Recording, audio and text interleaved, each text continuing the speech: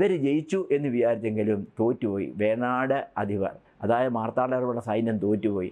ഈ രാജാവിനെ കൊന്നു, സമ്മതിച്ചു. പക്ഷേ കായംകുളം രാജ്യത്തിൻ്റെ അധിപരാകാൻ കഴിഞ്ഞില്ല. കാരണം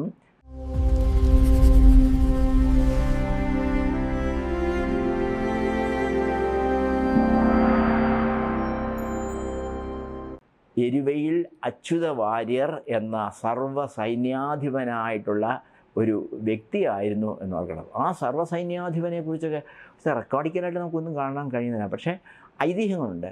കുഞ്ഞിക്കുട്ടൻ തമ്പുരാനെ പോലെ, എം.ആർ. കൃഷ്ണവാര്യരെ പോലെയൊക്കെയുള്ള ആളുകൾ ഈ എരുവയിൽ അച്യുത വാര്യരെക്കുറിച്ച് ചരിത്ര കാവ്യങ്ങൾ, കവിതകൾ എഴുതിയിട്ടുണ്ട്. നമുക്കത് വേറെ വിഷയമായതുകൊണ്ട് അത് പിന്നീട് പറയാം. അദ്ദേഹമാണ് ഈ എരുവയിൽ അച്യുത വാര്യരാണ് കായംകുളം വാൾ എന്ന് പറയുന്ന ആ ശൈലിയുടെയും ആ കായംകുളം വാളിൻ്റെ രൂപകൽപ്പന ചെയ്തതും ഒക്കെ തന്നെ അദ്ദേഹമാണ്. അദ്ദേഹത്തിൻ്റെ നേതൃത്വത്തിൽ ഇളയ രാജാവായ കേരളവർമ്മയും മറ്റുമൊക്കെ എതിർത്തപ്പോഴത്തേക്ക് മാർത്താണ്ഡവർമ്മയുടെ സൈന്യം, വേണാട് സൈന്യമൊക്കെ പിൻവാങ്ങി. പക്ഷേ അങ്ങനെ പിൻവാങ്ങുന്നവരാണോ മാർത്താണ്ഡവർമ്മ? അങ്ങനെ പിൻവാങ്ങാൻ അദ്ദേഹത്തിൻ്റെ അഭിമാനം സമ്മതിക്കുമോ? ഇല്ല. അദ്ദേഹം അടുത്ത ഒരു യുദ്ധമുണ്ട്. 3 തവണയാണ് കായംകുളത്തെ ആക്രമിച്ചെന്നാണ് പറയുന്നത്. അത് 2 തവണയും പരാജയപ്പെട്ടു പോയി. ഇപ്പോൾ വളരെ ഈസി ആയിട്ട് കായംകുളം പിടിച്ചെടുക്കാമെന്നാണ് മാർത്താണ്ഡവർമ്മ ധരിച്ചിരുന്നത്. പക്ഷേ അങ്ങനെയല്ല. 2ാമത്തെ പ്രാവശ്യം ആക്രമിച്ച രാമയ്യൻ്റെ നേതൃത്വത്തിൽ ആക്രമിച്ചു, പരാജയപ്പെട്ടു. അപ്പോൾ പരാജയത്തെക്കുറിച്ച് ഇതെന്തുകൊണ്ട് കായംകുളം എന്ന് പറയുന്ന നാട്ടുരാജ്യം ഇത്ര പ്രബലമാണ്? എന്തുകൊണ്ട് കായംകുളം രാജാവിനെ കീഴടക്കാൻ കഴിയുന്നില്ല? മാർത്താണ്ഡവർമ്മയെപ്പോലെ ഇത്ര ഗംഭീരനായ ഒരു മനുഷ്യനെ, അദ്ദേഹത്തിൻ്റെ ചാണക്യനായിട്ടുള്ള രാമയ്യനെ പോലെയുള്ള വ്യക്തികൾക്ക് എന്തുകൊണ്ട് കായംകുളം കീഴടങ്ങുന്നില്ല എന്ന് നോക്കിയപ്പോൾ അവർക്ക് ഒരു കാര്യം, അതെ, എരുവയിൽ അച്യുത വാര്യർ എന്ന സർവ്വസൈന്യാധിപൻ്റെ കരബലം എന്നതുകൊണ്ടാണ്. അദ്ദേഹത്തിൻ്റെ പ്ലാനും പദ്ധതികളും ഒക്കെ കൊണ്ടാണ് യഥാർത്ഥത്തിൽ ഇവർ ജയിക്കുന്നത് എന്ന് പറയുന്നത്. അത് മാത്രമല്ല, പഴയകാലത്തെ വിശ്വാസമാണ് എരുവ അമ്പലം ശ്രീചക്രം ഉണ്ടായിരുന്നു. ആ ശ്രീചക്രത്തിൻ്റെ ശക്തി കൊണ്ടുമാണ്.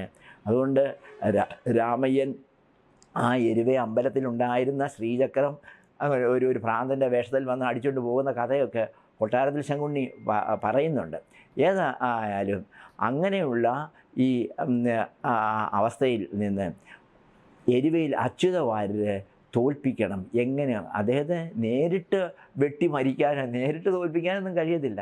അപ്പോൾ തന്ത്രപൂർവം, കൗശലപൂർവം, സൂത്രത്തിലൂടെ വേണം ഈ എരുവയിൽ അച്യുത വാര്യരെ പരാജയപ്പെടുത്താൻ എന്ന് മാർത്താണ്ഡവർമ്മയ്ക്കും കൂട്ടർക്കും മനസ്സിലായി. മാർത്താണ്ഡവർമ്മയില്ല, രാമയ്യനും അയ്യപ്പൻ മാർത്താണ്ഡപിള്ള തുടങ്ങിയ ആളുകളൊക്കെ സൈന്യാധിപന്മാരായിട്ടുള്ളത്. എന്തൊക്കെയോ പ്രലോഭനങ്ങൾ നൽകി ഈ എരുവയിൽ അച്യുത വാര്യർ ഒരു ശിവരാത്രി ദിവസമാണ്. എരുവയിൽ അച്യുത വാര്യർ എന്ന് പറയുന്ന മനുഷ്യൻ കണ്ണമംഗലം ക്ഷേത്രത്തിൽ, ശിവക്ഷേത്രത്തിൽ ഇരുന്ന് അദ്ദേഹം ഭജിക്കുന്ന വേളയിൽ പിന്നിലൂടെ വന്ന് വെട്ടുകയായിരുന്നു. അങ്ങനെ ഇരുട്ടുവാക്കിന് വന്ന് വെട്ടുകയായിരുന്നു. അദ്ദേഹം തൻ്റെ ഇടത് കൈ കൊണ്ട്, എന്നിട്ട് ആ വലത് കൈ അങ്ങ് അറ്റുപോയി. അപ്പോൾ ഇടത് കൈ കൊണ്ട് ആവണപ്പല, അത് ഇരുന്ന് ആവണപ്പല ഉയർത്ത് പരിചയമായിട്ട് ഉയർത്തിപ്പിടിച്ചുവെന്നും ഒക്കെയാണ് കഥ. അവിടെ വെച്ച് ഈ കണ്ണമംഗലം ക്ഷേത്രം നമുക്ക് ഇപ്പോഴും കാണാം, ശിവക്ഷേത്രം കാണാൻ സാധിക്കും. ചെട്ടുകുളങ്ങര അമ്മയുടെ പിതാവാണെന്നൊക്കെയ ഒരു സങ്കല്പം. ഞാൻ ആ ക്ഷേത്രം കാണുമ്പോഴൊക്കെ തന്നെ എരുവയിൽ അച്യുത വാര്യരെ ഇവിടിട്ടാണല്ലോ നുറുക്കിക്കളഞ്ഞത് എന്ന് ഓർക്കാറുണ്ട്. ഇനി അതല്ലാതെ തന്നെ അദ്ദേഹത്തെ കായൽ തീരത്തേക്ക് മാർത്താണ്ഡവർമ്മ ക്ഷണിച്ചു എന്ന് പറഞ്ഞ് അദ്ദേഹത്തെ വിളിച്ചുകൊണ്ട് പോയി ആ കായലിൽ വെച്ച്, കായംകുളം കായലിൻ്റെ അഗാധതയിലേക്ക് തള്ളിയിട്ട് കൊന്നു എന്നുമൊക്കെ കഥയുണ്ട്. ഏതായാലും എരുവയിൽ അച്യുത വാര്യർ എന്ന് പറയുന്ന ആ സർവ്വ സൈന്യാധിപൻ മരിച്ചതോടുകൂടി പകുതി ആശ്വാസമായി മാർത്താണ്ഡവർമ്മയ്ക്കും കൂട്ടർക്കും. മാർത്താണ്ഡവർമ്മ അപ്പോഴത്തേക്ക് തന്നെ 1741 കുളച്ചൽ വാറ്. ആ കുളച്ചൽ യുദ്ധത്തിൽ മാർത്താണ്ഡവർമ്മ ജയിച്ചു എന്ന് മാത്രമല്ല, ഡച്ച് സൈന്യാധിപനായ ഡിലനോയിയെ കസ്റ്റഡിയിലെടുക്കുകയും ചെയ്തു. ഡിലനോയിൽ നിന്നാണ് ഈ മാർത്താണ്ഡവർമ്മയ്ക്ക് പീരങ്കി പ്രയോഗങ്ങളും തോക്ക് പ്രയോഗങ്ങളും മറ്റുമൊക്കെ കരസ്ഥമാക്കാൻ കഴിഞ്ഞതൊക്കെ മനസ്സിലാക്കാൻ കഴിഞ്ഞത്. അങ്ങനെ അവസാനമായിട്ട് 1742 കാലഘട്ടത്തിലോ മറ്റോ ഇളയ രാജാവിനെ ഈ മാർത്താണ്ഡവർമ്മയും കൂടെ ചേർന്ന് ആക്രമിക്കുകയായിരുന്നു.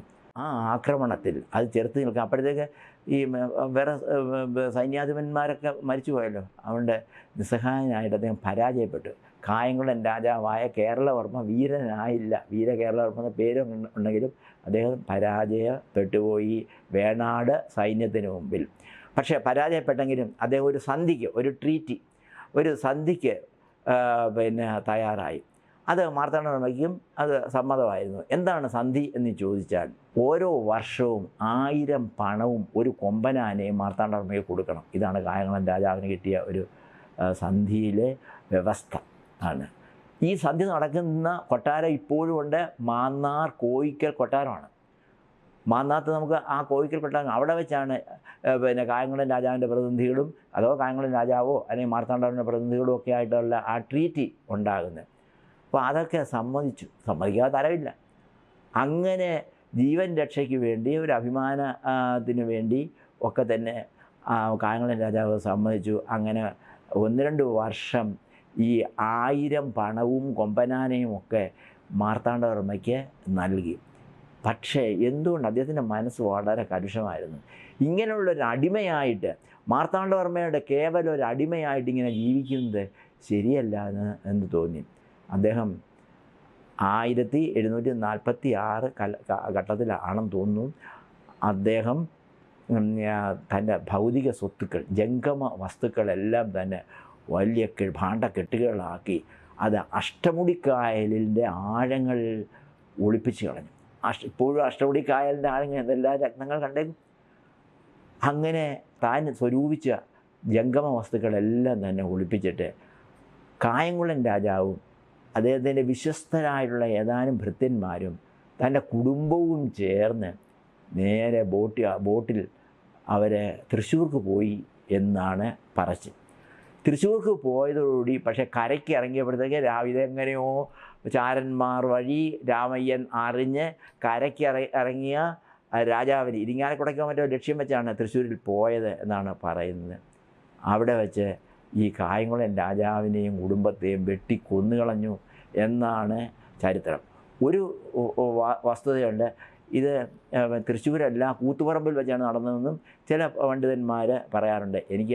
നമുക്ക് അതിൻ്റെ ഈ ഭൂതകാലത്തിൻ്റെ ചിത്രങ്ങൾ നമുക്ക് കൃത്യമായിട്ട് പറയാൻ കഴിയത്തില്ല. അപ്പോൾ അതാണ് ഒരു സത്യം. അങ്ങനെ കായംകുളം രാജാവിനെ പരാജയപ്പെടുത്തി. അതുകൊണ്ടാണ് ഈ കായംകുളം രാജാക്കന്മാരുടെ പേര് പോലും നമുക്ക് പറയാൻ കഴിയുന്നില്ല. കാരണം ആ കാര്യങ്ങളൊന്നും അത് കേരളവർമ്മയാണോ ആദിത്യവർമ്മയാണോ കായംകുളം രാജാക്കന്മാരുടെ നിലപാടുകൾ എന്തൊക്കെയായിരുന്നു, കൊട്ടാരങ്ങൾ എന്തൊക്കെയായിരുന്നു എന്നൊന്നും പറയാൻ സാധിക്കുന്നില്ല.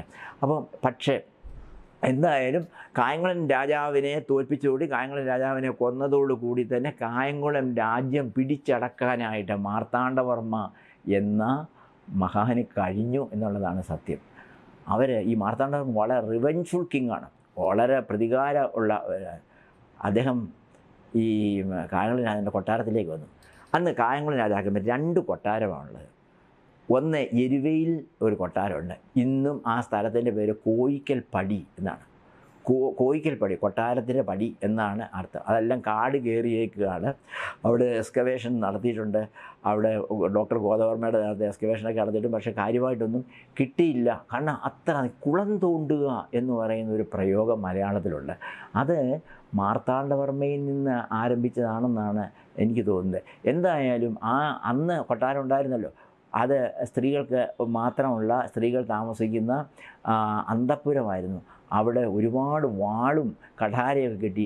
അതിനകത്തൊക്കെ തന്നെ ഈ ചെമ്പകശ്ശേരി രാജാവിൻ്റെ പേരുണ്ടായിരുന്നു എന്നും അതിൽ പ്രതികാരബുദ്ധിയായി അടുത്ത സ്റ്റെപ്പ് എന്ന് പറയുന്നത് ചെമ്പകശ്ശേരി കീഴടക്കുക, അമ്പലപ്പുഴ കീഴടക്കുക എന്നുള്ളതായിരുന്നു മാർത്താണ്ഡവർമ്മയ്ക്ക്. അതിന് കാരണമെന്ന് പറയുന്നത് ഈ രാജാവ് കായംകുളം രാജാവിനെ സഹായിക്കാനുണ്ടായിരുന്നു. അദ്ദേഹത്തിൻ്റെ വാളും ഒക്കെ തന്നെ, അദ്ദേഹത്തിൻ്റെ വാള് ആ പേരെഴുതിയിരിക്കും, അതൊക്കെ കണ്ടു എന്നാണ് പറയുന്നത്. ഏതായാലും ഈ കായംകുളം രാജാവിന് ഒരു കൊട്ടാരം ഉണ്ടായിരുന്നു. അത് ബ്രഹ്മപുരം കൊട്ടാരം എന്നാണ് എരുവയിലെ കൊട്ടാരത്തിൻ്റെ പേര്. അത് അന്തഃപുരമായിരുന്നു. ഇന്ന് എക്സ്കവേഷൻ നടത്തിയൊക്കെ ആയിരിക്കണം. ഡോക്ടർ ഗോദവർമ്മയെ പോലുള്ള പണ്ഡിതന്മാരായ ആളുകൾ, ചരിത്ര ഗവേഷകരൊക്കെ എക്സ്കവേഷൻ നടത്തി ഇന്ന് ആ കോയിക്കപ്പടിയിൽ കുറേ കരിങ്കല്ലുകൾ കാണാൻ സാധിക്കുന്നുണ്ട്.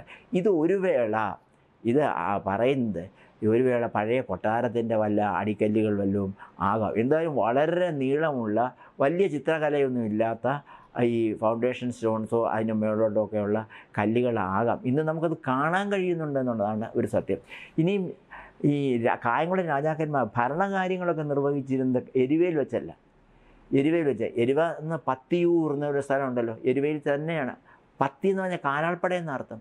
അതൊക്കെ ആ പത്തിയൂര് കാലാൾപ്പടയെ വിന്യസിച്ചിരിക്കുന്ന സ്ഥലം എന്നാണ് പത്തിയൂരിനർത്ഥം. അപ്പം ഇത് കഴിഞ്ഞ് നമുക്ക് രണ്ടാമത്തെ ഒരു കൊട്ടാരമുണ്ട്, അതിനെപ്പറ്റി പറയണം. അത് എന്ന് പറയുന്നത് കൃഷ്ണപുരത്ത് ഉള്ള കൊട്ടാരമാണ്. ഇന്ന് നമ്മൾ കാണുന്ന കൃഷ്ണപുരം കൊട്ടാരമല്ല, അത് 1756 മറ്റോ മാർത്താണ്ഡവർമ്മ അയച്ച രാമയ്യനും അതുപോലെ അയ്യപ്പൻ മാർത്താണ്ഡൻ പിള്ളയും മറ്റുമൊക്കെ നിർമ്മിച്ച കൊട്ടാരമാണ് ഇന്ന് നമ്മൾ കാണുന്ന ആ കൊട്ടാരം. പക്ഷേ അതിനു മുമ്പ് കായംകുളത്തിനൊരു കൊട്ടാരമുണ്ടായിരുന്നു. നമ്മുടെ ഈ കേരളത്തിലെ രാജാക്കന്മാരൊക്കെ മൈസൂർ രാജാക്കന്മാരെ പോലോ അല്ലെങ്കിൽ ഹിന്ദി സിനിമയിലെ ഈ കൊട്ടാരത്തിലെ അധിപതികളെ പോലൊക്കെ തന്നെ ആർഭാടപൂർണമായിട്ട് ഇപ്പം മുഗളന്മാരെ അവരുടെയൊക്കെ കൊട്ടാരം, അവരുടെയൊക്കെ വേഷവിധാനങ്ങൾ, ഇവിടെ യാതൊരു വേഷവിധാനങ്ങളൊന്നുമില്ല.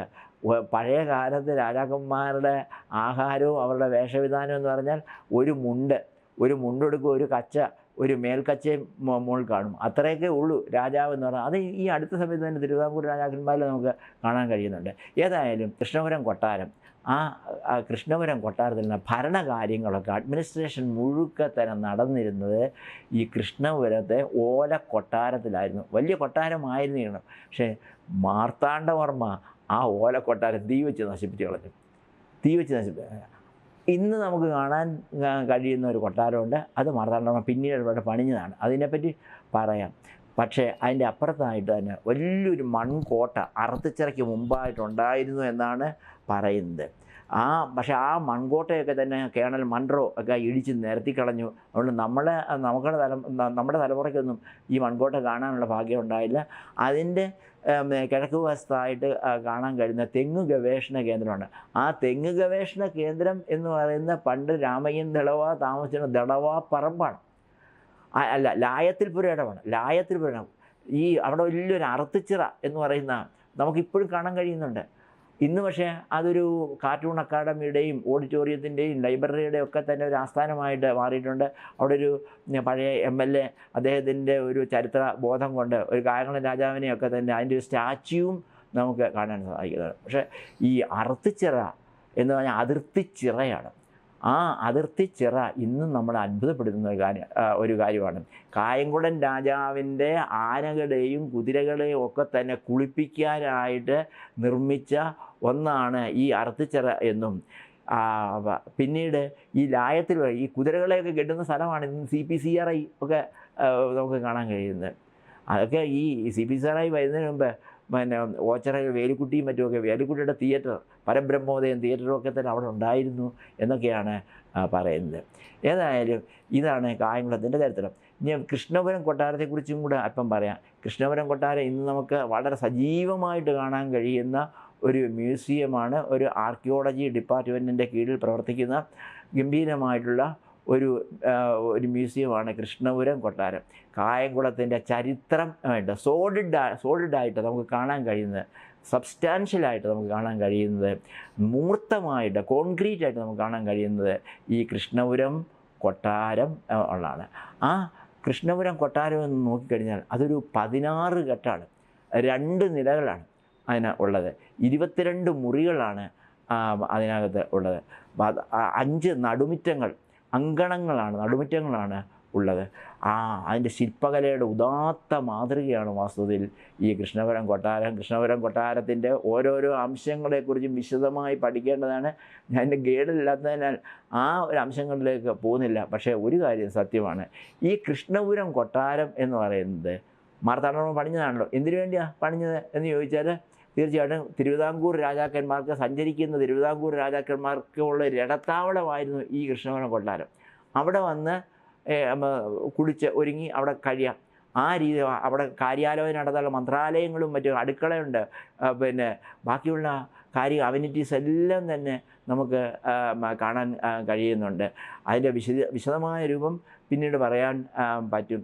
ഏതായാലും കൃഷ്ണപുരം കൊട്ടാരത്തിൻ്റെ ഏറ്റവും വലിയൊരു സവിശേഷത ആയിട്ട് എനിക്ക് തോന്നുന്നതല്ല, എല്ലാവർക്കും തോന്നുന്നത് അവിടുത്തെ ഗജേന്ദ്രമോക്ഷം എന്ന് പറയുന്ന ആ ചുവർച്ചിത്രമാണ്. അതിങ്ങനെ നീരാഴിക്കെട്ടാണ്. രാജാവിന് കുളിച്ച് അല്ലെങ്കിൽ അതിഥികൾക്ക് കുളിച്ചിട്ട് നേരെ വന്ന് വിഷ്ണു ഭക്തരായ കൃഷ്ണഭക്തരായ യാദവ വംശജരായിട്ടുള്ള രാജാക്കന്മാരുടെ ഓർത്തുകൊണ്ട് വാസ്തവത്തിൽ ഈ ഗജേന്ദ്രമോക്ഷം എന്ന് പറഞ്ഞ അതിബൃഹത്തായ, ഇന്നിപ്പോൾ ഇത് ഏറ്റവും വലിപ്പമേറിയ ഒരു ചുവർച്ചിത്രമാണെന്ന് പറയാൻ പറ്റുകയില്ല. പക്ഷേ പഴയ കാലത്ത് ഇതായിരുന്നു കേരളത്തിലെ ഏറ്റവും വലിയ ഒരു ചുവർച്ചിത്രമായിട്ട് ഗണിച്ചിരുന്നത്. ഏറ്റവും വലിയൊരു ചുവർച്ചിത്രം ഇത് ആയിരുന്നു. അങ്ങനെ തൊഴാനായിട്ട് കുളിച്ചിട്ട് വരുന്ന രാജാക്കന്മാർക്ക് വന്ന് തൊഴാനുള്ള അതിന് ഗരുഡൻ്റെ പുറത്ത് മഹാവിഷ്ണു ഇരുന്ന് ചക്രം എറിയുന്നു. പിന്നെ ആനയുടെ കാലിൽ ഇങ്ങനെ മുതല പിടികൂടുന്ന ആ ചിത്രം, ആ ഗജേന്ദ്രമോക്ഷം നല്ല മനോഹരമായിട്ട് ഒപ്പിയെടുത്തിട്ടുണ്ട്. അതൊക്കെ കൃഷ്ണപുരം കൊട്ടാരത്തിൻ്റെ ആകർഷക ഘടകങ്ങളാണ്. അതിൻ്റെ ഇത്രമാത്രം ആർട്ട് ആൻഡ് ആർക്കിടെക്ചർ ഉള്ള ഒരു കൊട്ടാരം വേറെ ഇല്ല. ഇത് ഈ പണിഞ്ഞത് നമ്മുടെ ഈ ഓണാട്ടുകരക്കാരൊന്നും അല്ല. ഇത് യഥാർത്ഥത്തിൽ പത്മനാഭപുരം കൊട്ടാരം, അത് വാർത്താനോർമ്മയുടെ സൃഷ്ടിയാണ്. പത്മനാഭപുരം കൊട്ടാരം നമ്മൾ ഒരു മുറൈ വന്ന് പാത്തായ എന്നൊക്കെ പറയുന്ന പാട്ടൊക്കെ പാടുന്നത് അല്ലെങ്കിൽ നൃത്തം ചെയ്യുന്ന ആ നാഗവല്ലിയൊക്കെ നമ്മൾ കാണുന്നത് അത് പത്മനാഭപുരം കൊട്ടാരത്തിലെ ഒരു തളത്തിലാണ്, നൃത്ത മണ്ഡപത്തിലാണ് എന്ന് ആർക്കറിയാം. അവിടെ വെച്ചാണ് അതിൻ്റെ ഷൂട്ടൊക്കെ നടന്നത്. ഏതായാലും ആ പത്മനാഭപുരം കൊട്ടാരത്തിൻ്റെ ഒരു ഡിറ്റോയാണ്. അതിൻ്റെ ഒരു ചെറിയ പതിപ്പ്, മിനി പതിപ്പാണ് വാസ്തവ കൃഷ്ണപുരം കൊട്ടാരത്തിലുള്ളത്. അതിനെപ്പറ്റി പണ്ഡിതന്മാർ ഗവേഷണം നടത്തിയിട്ടുണ്ട്. അവിടുത്തെ ആശാരിമാരുടെ അളവുകോലാണ് ഇവിടെയും സെയിമായിട്ട് ഉപയോഗിച്ചിരിക്കുന്നത് എന്ന് പറയാം. അങ്ങനെയുള്ള കൃഷ്ണപുരത്തെക്കുറിച്ചും കൃഷ്ണപുരം കൊട്ടാരത്തെ താമസം അതിനെക്കുറിച്ച് ചാതക സന്ദേശത്തിന് അത് ഗംഭീരമായിട്ട്, കാരണം അന്ന് ഈ 2 നില മാളിക എന്നൊക്കെ പറഞ്ഞാൽ വലിയ മണിമാളികയാണ്. ചാതക സന്ദേശം സംസ്കൃത കാവ്യത്തിനകത്ത് ഈ കൃഷ്ണപുരം കൊട്ടാരത്തെ പറ്റിയൊക്കെ പരാമർശിക്കുന്നുണ്ട് എന്നുള്ളത് ഒരു സത്യമാണ്. അതുപോലെ തന്നെ ഓടനാടിനെ കുറിച്ച് പറയുന്ന ഉണ്ണുനീര് സന്ദേശം, അതുപോലെ മണിപ്രവാള കൃതി, ഉണ്ണിയാടി ചരിതം തുടങ്ങിയ മണിപ്രവാള കൃതികൾ, അതുപോലെ കണ്ടിയൂർ മറ്റം പടപ്പാട്ടെന്ന് പറയുന്ന അതിനകത്തൊക്കെ ഓടനാടുണ്ട്. പക്ഷേ ഓണാട്ടുകര ഞാൻ നേരത്തെ പറഞ്ഞതുപോലെ കുഞ്ചൻ നമ്പ്യാർക്ക് ശേഷമാണ് ഉണ്ടാകുന്നത്. മാർത്താണ്ഡവർമ്മയുടെ സാന്നിധ്യമുള്ള ഈ സ്ഥലമായിരുന്നു കായംകുളം. വാളിനെ പറ്റിയാലും കൃഷ്ണപുരം കൊട്ടാരത്തെ പറ്റിയാലും മറ്റ് ചരിത്ര കാര്യങ്ങളെ ഒക്കെ പറ്റി വിശദമായിട്ട് നമുക്ക് അന്വേഷിക്കേണ്ടതുണ്ട്. തീർച്ചയായിട്ടും അതിന് മറ്റൊരു എപ്പിസോഡിൽ നമുക്ക് പറയാൻ കഴിയും. ആ കാര്യത്തിൽ യാതൊരു സംശയവുമില്ല.